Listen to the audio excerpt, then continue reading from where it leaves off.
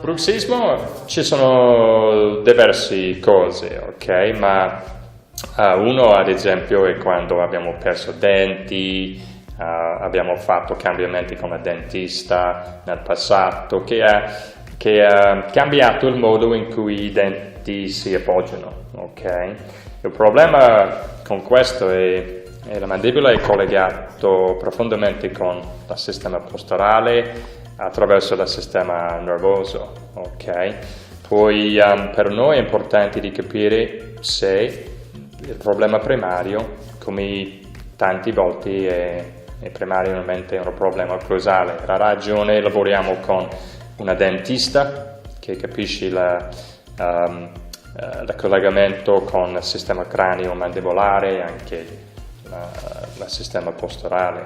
Poi quando lavoriamo insieme possiamo cambiare l'effetto di bruxismo, anche aiutarci di trattare problemi con la schiena e altri problemi muscoloscheletrici.